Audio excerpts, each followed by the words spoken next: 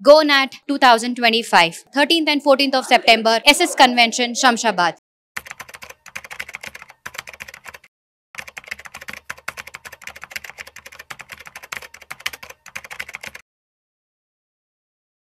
నమస్తే, welcome to Suman TV. నేను Vishnu S. ప్రస్తుతం నాతో పాటు certified financial planner doctor Batsu Anil Kumar గారు ఉన్నారు. సార్తో మాట్లాడదాం.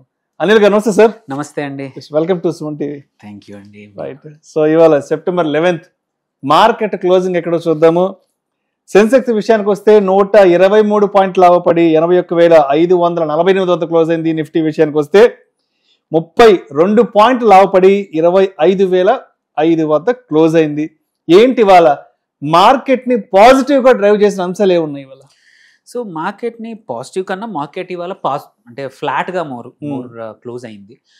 వన్ థింగ్ వచ్చేసి ఏంటంటే మనం అనుకున్నాం మచ్ హయ్యర్ వెళ్తుంది అనుకున్నాం.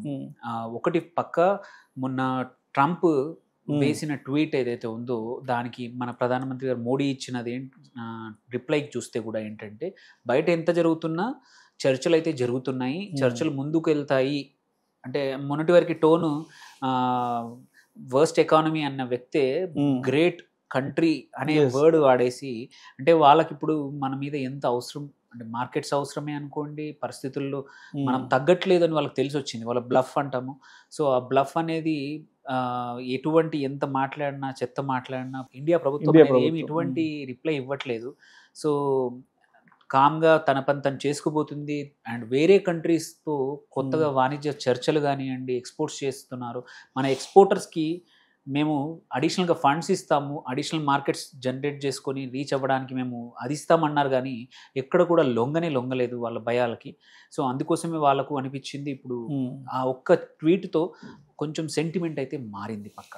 అదొకటి. ఇంకొకటి ఏంటంటే నిన్న అమెరికన్ మార్కెట్లో చూసుకుంటే ఒరాకిల్ ఫైనాన్షియల్ సర్వీసెస్ ఒక్క రోజుకి 40% పెరిగింది. రీజన్ ఏంటంటే ఇప్పుడున్న వాళ్ళ రెవెన్యూస్ ఇంకొక 5 సంవత్సరాల్లో 5 నుంచి 10 రెట్లు అవ్వచ్చు. అది కూడా AI driven, cloud computing and AI డ్రివెన్తో ఒరాకిల్ ఏదైతే తీసి పారేశారో అలాంటిది వాళ్ళ ఇచ్చిన ప్రొజెక్షన్స్కి నిన్న అక్కడ మార్కెట్స్ అదిరిపోయాయి, మార్కెట్స్ లైఫ్ టైం హై అయ్యాయి.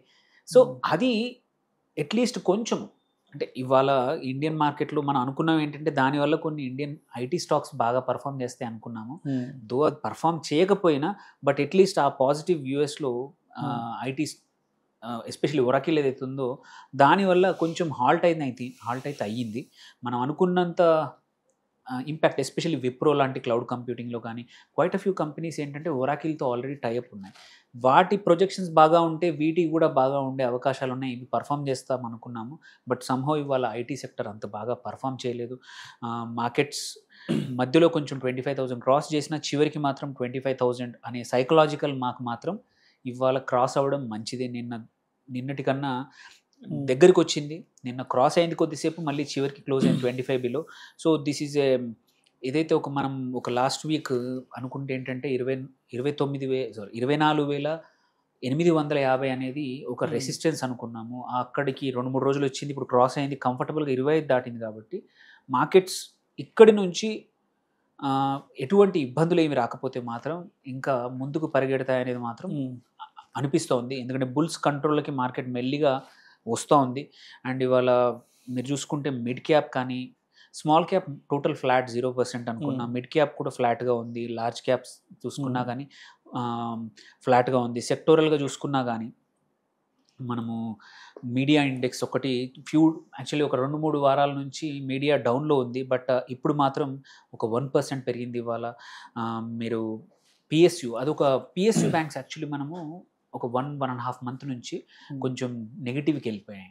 బట్ ఎస్టర్డే కానీ ఇవాళ కూడా మళ్ళీ ఒక 0.73% పెరిగింది. They are doing good. ఎవరైనా ఇన్వెస్ట్ చేద్దామంటే మాత్రం పిఎస్యు బ్యాంక్స్ ఇప్పుడు మంచి మూమెంటం వచ్చింది. చాలా స్టాక్స్, ఒకటి కాదు 4-5 స్టాక్స్కి మూమెంటం ఉంది ఇక్కడ. అట్లాగే ఫార్మా, డిఫెన్సివ్ సెక్టర్ 0.5% పెరిగింది. మెటల్స్ కంటిన్యూస్గా చూస్తున్నాం ఒక 15-20 డేస్ నుంచి. Metals are doing good, still 0.4% పెరిగింది. హెల్త్ కేర్ కూడా 0.3% పెరిగింది. అండ్ నిఫ్టీ బ్యాంక్ ఏదైతే కీ ఇండెక్స్ ఉందో అది ఒక 0.2% పాజిటివ్లో ఉంది.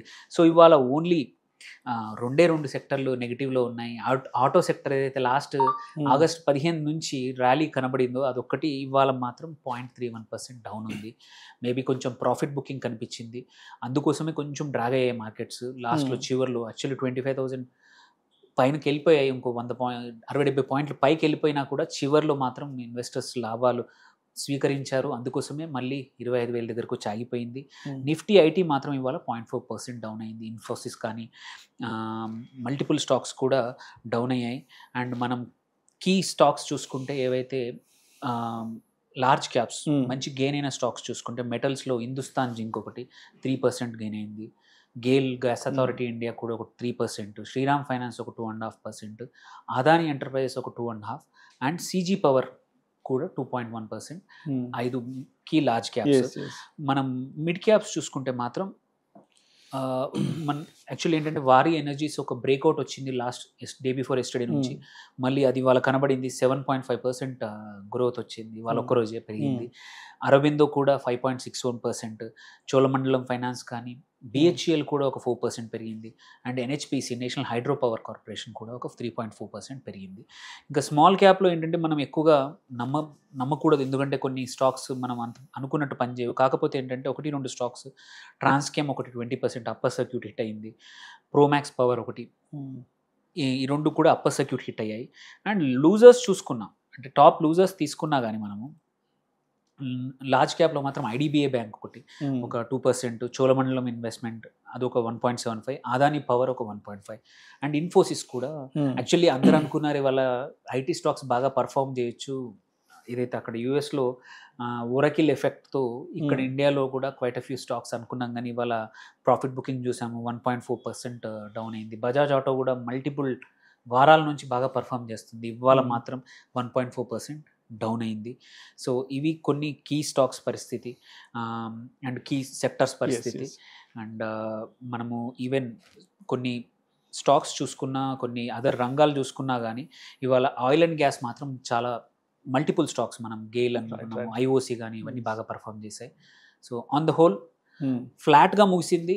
సో ఇక్కడి నుంచి హోప్ఫుల్లీ ఎటువంటి నెగిటివ్ న్యూస్ రాకపోతే మాత్రం బుల్లిష్గా ఉండి 26,000 వైపు పరిగెత్తే అవకాశాలు చాలా ఉన్నాయి. రైట్. ఇప్పుడు మనం సెప్టెంబర్ మిడ్కి వచ్చేసాము.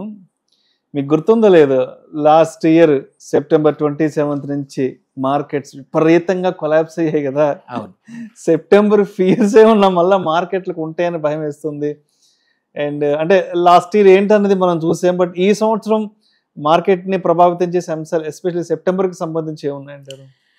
ఇప్పుడు యాక్చువల్లీ ఆపోజిట్, ఇప్పుడు పెద్దగా నెగిటివ్ అంశాలు ఏమీ లేవు, చాలా పాజిటివ్స్ వచ్చాయి. మీరు చూసుకుంటే లాస్ట్ 1 or 2 monthsలో ఎన్నో మంచి న్యూస్ జరిగాయి. గవర్నమెంట్ వైపు నుంచి కూడా సంస్కరణలే అనుకోండి, అటు ఆయిల్ ప్రైజెస్ అనుకోండి, అండ్ గ్లోబల్లీ కూడా లాట్ ఆఫ్ థింగ్స్ పాజిటివ్గా వచ్చాయి. అండ్ ఇండియన్ జీడిపి కానివ్వండి, ఎక్స్పోర్ట్స్ కానివ్వండి, మ్యానుఫ్యాక్చరింగ్ ఇండెక్స్ కానివ్వండి, సో ఇన్ని నంబర్స్ గుడ్ నంబర్స్ ఉన్నాయి. అండ్ మాన్సూన్స్ బాగా వచ్చాయి. సో Q2 Q3 ప్రెడిక్షన్స్ బాగా ఉండబోతున్నాయి. ఇన్ని శుభ సంకేతాలు జరుగుతున్నప్పుడు ఏంటంటే ఎక్సెప్ట్ ఈ హ్యాంగ్ ఒకటి మెడ మీద కత్తిలాగా ఈ Trump tariff, additional reciprocal tariff అనేది ఒకటి తగ్గిపోతే మాత్రం ఐ థింక్ జిఎస్టీ ఇవన్నిటి వల్ల మార్కెట్స్ నెక్స్ట్ 1 or 2 months మంచి టైం చూడబోతున్నాయి. మళ్ళీ లైఫ్ టైం హై ఏదైతే ఉందో 26,300 ఉంది కదా, అది ఈ సంవత్సరం అన్ని ఇంకా పెద్ద అనుకున్న న్యూస్ ఏది రాకపోతే మాత్రం ఈజీలీ మనం బీట్ చేసి 28,000 వైపు కూడా పరిగెత్తినా ఆశ్చర్యపడాల్సిన అవసరం లేదు ఉన్న పరిస్థితులను చూస్తే. ఓన్లీ ఏంటంటే ఇన్వెస్టర్స్ కొంచెం ఈ 1 year ఫ్లాట్గా ఉంది, మోరార్లెస్ లాస్ట్ ఇయర్కి ఈ ఇయర్కి చూసుకుంటే ఫ్లాట్గా ఉంది రిటర్న్స్. సో ఈ భయాలు పొడగొట్టుకొని ప్రాఫిట్ బుక్ చేయకుండా, ఎందుకంటే ఎస్పెషల్లీ Q2 Q3లో డేటా రాబోతుంది, కన్జంప్షన్ పెరిగింది, జీడిపి పెరిగింది, అండ్ ప్రెడిక్షన్ జిఎస్టీ కూడా తగ్గడం వల్ల పక్క కన్జంప్షన్ పెరుగుతుంది ఈ పండుగ సీజన్లో.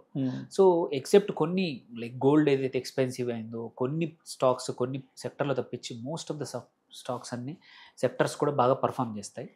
హోప్ఫుల్లీ ఈ వీక్లో రేపు ఎల్లుండి మాత్రం కొంచెం ఇలాగే పాజిటివ్గా క్లోజ్ అవ్వచ్చు మార్కెట్ కూడా.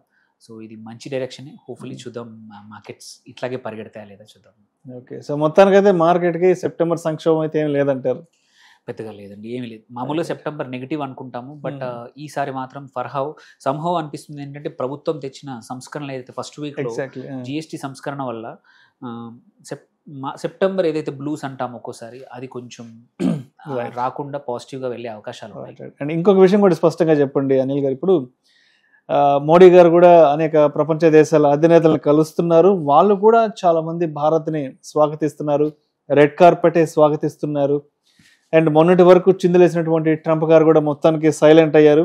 భారత్ అంటే ఏంటో, మోడీ అంటే ఏంటో ఆయన కూడా ఒక ఫుల్ ఫ్లెడ్జ్డ్ క్లారిటీ వచ్చింది. సో ఇప్పుడు ఎఫ్ఐఎస్ మూడ్ ఎలా ఉంది ఇండియా మార్కెట్ పైన? ఎఫ్ఐఎస్ మూడ్ మారే అవకాశాలు ఉన్నాయి. ఆల్రెడీ చూస్తే నిన్న కాదు మొన్న మాత్రం ఫస్ట్ టైం చాలా రోజుల తర్వాత ఎఫ్ఐఐ నెట్ పాజిటివ్ 2,000 కోట్లు అడిషనల్గా ఇన్వెస్ట్ చేశారు net. So after long time మనం చూస్తే నియర్లీ ఒక 5-6 నెలల తర్వాత అట్లా నెట్ అంత పాజిటివ్ ఎఫ్ఐఐస్ నుంచి చాలా రోజుల తర్వాత. ఇప్పుడు చూస్తే ఆల్రెడీ లైఫ్ టైం లోలో ఉంది ఎఫ్ఐఐ పర్సంటేజ్. మొత్తం నిఫ్టీలో చూసుకుంటే 17-16 కన్నా పడిపోయింది. సో మొన్న మాత్రం పాజిటివ్గా ఉంది. అండ్ హోప్ఫుల్లీ ఈ పాజిటివ్ సంకేతాలు ముందు ముందు వచ్చే అవకాశాలు ఉన్నాయి. So on the whole FIs కూడా యాడ్ అయ్యారండి, ఎందుకంటే డిఐఎస్ ఆల్రెడీ మన వాళ్ళు కొంటా ఉన్నారు, ఏ వాల్యుయేషన్ దగ్గర ఉన్నా కొంటా ఉన్నారు, యాడ్ చేస్తూ ఉన్నారు. సో ఎఫ్ఐఎస్ కూడా తోడైతే మాత్రం మార్కెట్స్ అద్దు ఉండదండి. రైట్. సో మొత్తానికి మార్కెట్లకి అయితే మంచి రోజులే రానున్నాయి. తప్పకుండా గత ఏడాదిలాగా సెప్టెంబర్ భయాలు, సెప్టెంబర్ సంక్షోభాలు అయితే మార్కెట్ని టచ్ చేసే అవకాశం లేదు. ఈ దసరా నవరాత్రుల తర్వాత మాత్రం మార్కెట్స్కి మంచి దూసుకెళ్ళే అవకాశం అయితే ఉంది. Right sir, right sir. Thank you sir, thank you so much Anil గారు. Thank you.